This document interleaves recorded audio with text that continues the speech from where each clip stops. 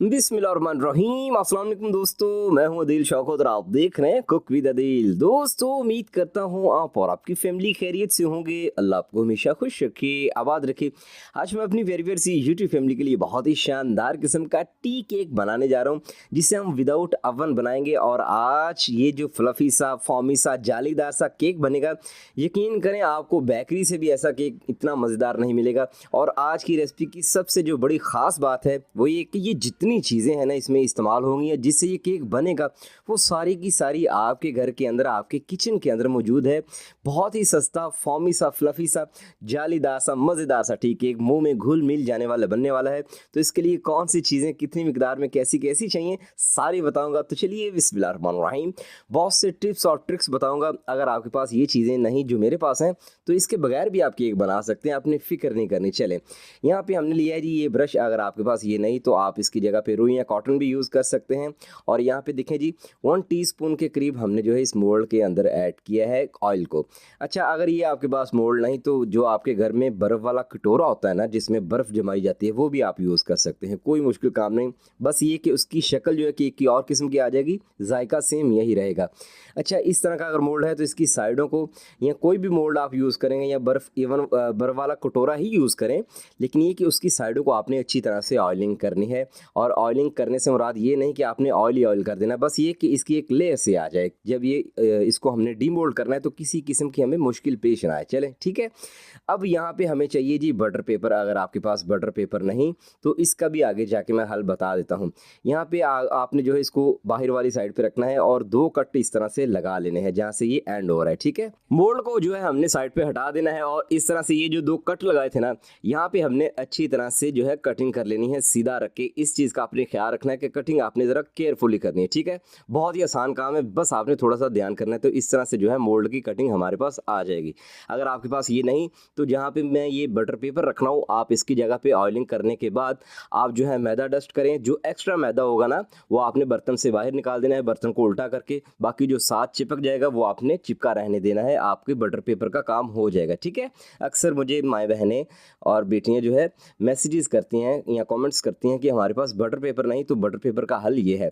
अच्छा, जब आपने बटर पेपर लगाना है तो इसके नीचे एयर नहीं होनी चाहिए, यानी ये जो मोल्ड है इसके पैंदे के दरमियान और बटर पेपर के दरमियान में एयर नहीं होनी चाहिए, वरना आपका केक अच्छे से बनेगा नहीं और ना ही अच्छे से राइज होगा। चलें, अब ये जो है इसके ऊपर अगेन ऑयलिंग करेंगे। ये जो ब्रश के साथ ऑयलिंग लगी हुई है ना, या ऑयल लगा हुआ है, इसको अगेन आपने लगा देना है। बस इसको रख देंगे साइड पे। और ये काम आपने केक का जो बैटर तैयार करना है उससे पहले आपने करना है।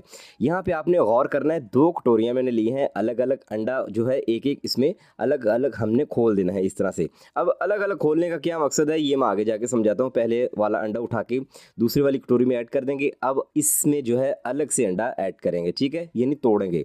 अब बात यहाँ पे ये है कि फ़र्ज़ करें कि आपने 4 या 5 अंडे लेने हैं, आपका 5वां या छठा या दूसरा अंडे ख़राब निकल आता है, तो जो आपने पहले अंडे तोड़े होंगे ना, वो सारे के सारे ख़राब हो जाएंगे। इस तरह से अलग अलग तोड़ेंगे तो आपके अंडे ख़राब होने से बच जाएंगे, क्योंकि गर्मी आने वाली है तो गर्मियों में ये अक्सर काम होता है। तो अंडों को हमेशा अलग अलग तोड़ा करें। ये आपको बहुत बड़ा मैंने एक ट्रिक बताया, ठीक है। चले, अब ब्लेंडर का जग लेंगे और तीनों अंडे जो हैं आपने अच्छी तरह से इसके अंदर ऐड कर देने हैं। कटोरी को आपने अच्छी तरह से साफ़ करना है ताकि रिस्क ज़ाया ना हो। और साथ ही जो है हमने यहाँ पे हाफ़ कप चीनी ऐड करनी है, दानेदार आम चीनी जो हमारे किचन में मौजूद है, ठीक है। हाफ़ कप ये ऐड करेंगे। अगर मेजरमेंट वाला ये कप आपके पास मौजूद नहीं तो आप ऐसा कीजिएगा, जो चाय वाला दरमियानी साइज़ का कप होता है वो यूज़ कीजिएगा, उसकी मेजरमेंट भी सेम इसके बराबर ही है। हाफ़ कप दूध जाएगा और हाफ़ कप हमने इसमें ऑयल ऐड करना है। यहाँ पे बिलखुसूस इन चीज़ों का आपने ख्याल रखना है।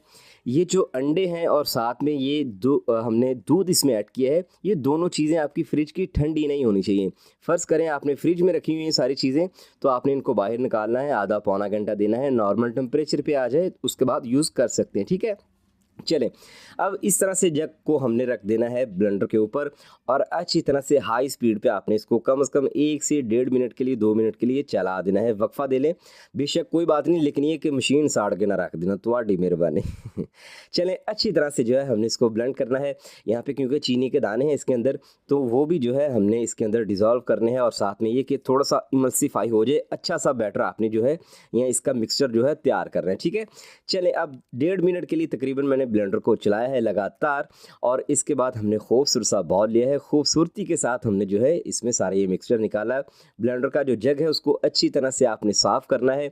अब हमने यहाँ पे लिया है जी सीव को और अच्छी तरह से इसमें ऐड करना है। 1 कप हमने जस्ट लेना है मैदे का। मैदा भी आपके किचन में मौजूद है, इसको अच्छी तरह से छान लेंगे। इसके बाद बेकिंग पाउडर हमने लेना है जो कि 1 टीस्पून के करीब है।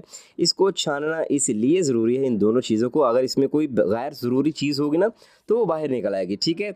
और वैसे भी मैदा जो है वो मैं 2 से 3 बार पहले छान चुका हूँ, तो इसलिए आपके सामने इसलिए छान रहा हूँ ताकि आपको पता चल जाए कि आपने ये वाला स्टेप करना है और लाजमी करना है। क्योंकि छानने से क्या होता है, छानने से इसके अंदर आ जाएगी एयर, तो हल्का फुल्का सा मैदा हो जाएगा और आपका बैटर अच्छा तैयार होगा। बैटर अच्छा तैयार होगा तो इट्स मीन कि आपका केक जालीदार सा फूला फूला सा फ्लफी सा बनेगा।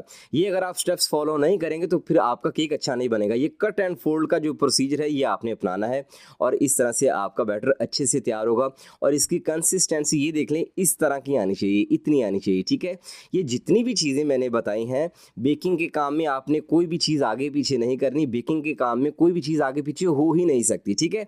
जितनी चीज़ें जितनी मिकदार में बताई हैं आपने इतनी मिकदार में ऐड करनी है। चलें, अब बैटर हमारा रेडी है तो इसको जो है हमने यहाँ पे ऐड करना है। लेकिन बैटर यहाँ पे ऐड करने से पहले आपने जो है एक बार अच्छी तरह से ब्रश चला देना है ताकि ये जो है ना थोड़ा सा अगेन इसको ऑयली सा हम कर दें। ताज़ा ताज़ा ऑयल होगा तो इसमें जब बैटर ऐड करेंगे तो ये ड्राई ड्राई सा नीचे से नहीं होगा, क्योंकि 2 से 4 मिनट आपको बैटर तैयार करने में लग जाएंगे। तो इतने में कहीं ऑयल खुश्क ना हो जाए या थोड़ा सा ड्राई ना हो जाए, तो इसलिए ताज़ा करने के लिए एक बार आपने चला देना है इस तरह से ब्रश को। चलें, सारा बैटर जो है हमने इसके अंदर ऐड कर दिया है। यहाँ पे टूथपिक चाहिए थी तो नहीं थी मेरे पास, इस तरह से मैंने स्पैगेटीज़ ली है और इसका एक इस तरह से ना ये मैंने स्टिक लेके इसको हाफ कर लिया मैंने, इससे काम चला लेते हैं। लेकिन आपने एक चीज़ का ख्याल रखना है, चाहे टूथपिक हो चाहे कोई भी चीज़ हो, आपने इसके पैंदे के साथ टच नहीं करनी, क्योंकि नीचे बटर पेपर है, ये ना हो कि सारा काम ख़राब हो जाए, ठीक है। थोड़ा सा हाफ में ले जाके, इसका मकसद ये है कि इसके अंदर एयर के जितने भी बबल्स होंगे ना वो सारे के सारे बाहर आ जाएंगे। 2 से 3 बार इस तरह से टैप करेंगे। अब ये मोल्ड हमारा मुकम्मल रेडी है, केक बनने के लिए रेडी है और ये सिर्फ 2 से 4 मिनट का काम है, ठीक है। चले, अब यहाँ पे अगर आपके पास ये वाला नहीं तो आपने ऐसा करना है, स्टैंड नहीं है तो फिर आपने आपके घर में जो प्लेट होती है ना वो आपने उल्टी करके यहाँ पे रख देनी है जिसका पैंदा फ्लैट हो, ठीक है। चलें, इसके ऊपर इस तरह से मोल्ड रख देंगे और इस पतीले को हमने कवर कर देना है। कोशिश कीजिएगा कि बड़ा पतीला लीजिएगा जिसकी हाइट ज़्यादा हो, उसमें केक अच्छा बनता है, कलर भी ऊपर से अच्छा आता है। चलें, इसको कवर कर देंगे और कवर करने के बाद इसका जो फ्लेम है वो पहले 2 मिनट आपने मीडियम टू हाई रखना है, फिर 40 से 45 मिनट के लिए आपने 2 मिनट के बाद इसको कम कर देना है, ठीक है। 40 से 45 मिनट के लिए जो फ्लेम रखना है वो ये वाला रखना है जैसे मैंने काम किया, मीडियम टू लो, ठीक है। ये डिपेंड करता है आपके फ्लेम पे कि कितना आप फ्लेम रखते हैं। आपने सेम अगर यही रखा तो इसकी टाइमिंग होगी 40 से 50 मिनट के दरमियान में ये रेडी हो जाएगा। बार बार ढक्कन हटा के चेक नहीं करना कि केक बांधा हुआ है कि नहीं, आपका ये केक कहीं नहीं जाएगा, ठीक है। तो चलिए, यहाँ पे तकरीबन 50 मिनट लगे हैं और अल्हम्दुलिल्लाह इसका खूबसूरत सा कलर आ चुका है। जब इस तरह का कलर आ जाए तो इसको आपने अंदर से भी टेस्ट करना होता है कि ये अंदर से भी पका है या नहीं। तो इसके लिए यही सिलाई मैं इसमें इंसर्ट करूँगा। तो ये देखें, अगर तो ये बाहर ड्राई आए, खुश्क आए तो फिर ठीक है, अगर इसके साथ बैटर लगा हुआ होगा तो इट्स मीन कि ये अंदर से अभी नहीं पका, तो आपने 5 से 7 मिनट या 10 मिनट मज़ीद ज़्यादा देने हैं, ठीक है। इन टिप्स और ट्रिक्स को आपने फॉलो करना है, इंशाल्लाह आपका केक बड़ा ज़बरदस्त किस्म का बनेगा। जब ये बिल्कुल नीम गर्म सा हो जाए तब आपने इसको टच करना है, वरना दिन में तारे नज़र आने में आपको टाइम नहीं लगेगा जितना ये गर्म होगा, ठीक है। चलें, अब यहाँ पे क्या करना है, छुरी से हमने इसको डीमोल्ड करना है और आसानी के साथ ये डीमोल्ड हो जाएगा क्योंकि हमने ऑयलिंग अच्छे तरीके से की थी। इसलिए छोटे छोटे स्टेप्स जो भी जितने भी मैंने बताए हैं वो सारे के सारे आपने फॉलो करने हैं। चलें जी, लीजिए दोस्तों, शानदार किस्म का हमारा जो है केक आप देख सकते हैं, ज़रा भी कहीं से जला नहीं है, कोई भी जज नहीं कर सकता कि हमने जो है बगैर अवन इसको बनाया है। ये जो 40 से 45 मिनट आपको मैंने बताया है, ये अब आप अपने घर के काम करें, इधर उधर आप जो है चलते फिरते रहें, ये लाजमी नहीं कि आपने इसके सर पे खड़े हो जाना है, ठीक है। चलें, अब ये देखें जी, अब यहाँ पे हमने कटिंग करनी है। मैं इसके बड़े पीसीज कर रहा हूँ, आप चाहें छोटे कर लें या मज़ीद इससे भी बड़े कर सकते हैं, वो आप पे डिपेंड कर सकता है। ये जो है आप चाहें तो चाय के साथ लें, आप शाम की चाय के साथ ले सकते हैं, आप बच्चों को लंच बॉक्स में दें या फिर वैसे नाश्ते में दें, स्कूल के लिए दें, जैसे आपका दिल करे आप दे सकते हैं। और ये देखें, कहीं से भी जला नहीं है, ज़बरदस्त किस्म का कलर आया है, इसकी लेयर देखें ऊपर वाली कितनी ज़बरदस्त किस्म की, शानदार किस्म की है और अंदर से कितना जालीदार सा, फॉर्मी सा और पका हुआ इतना है कि कोई भी जज नहीं कर सकता कि ये हमने पतीले में बनाया है। ये अवन का काम करेगा। अगर आप इन टिप्स और ट्रिक्स को, इन बातों को फॉलो करेंगे तो इंशाल्लाह आपका केक इसी तरह से मज़ेदार सा, फॉर्मी सा, जालीदार सा बनेगा, फूला फूला सा बनेगा और मुंह में जाते ही घुल मिल सा जाएगा। अगर आपको अंडों की स्मेल से प्रॉब्लम है तो फिर आपने इसमें 1 टीस्पून यानी इसके बैटर में आपने जो है 1 टीस्पून के करीब ऐड करना है वनीला एसेंस। ठीक है, अगर आपके पास अवेलेबल हो। मेरे पास नहीं था तो मैंने नहीं ऐड किया है। कुछ लोगों को अंडे की स्मेल से प्रॉब्लम होती है तो वो आप ऐड भी कर सकते हैं। तो दोस्तों, अगर आपको लगता है कि आपकी इस भाई ने आपके लिए कुछ अच्छा किया है, छोटी छोटी आपको बात बताई है, आपको गाइड किया है, तो प्लीज़ कमेंट लाजमी कीजिएगा। कहाँ से मेरी वीडियो को देख रहे हैं, दुआ में याद रखिएगा। दीजिए इजाज़त, अल्लाह हाफिज़।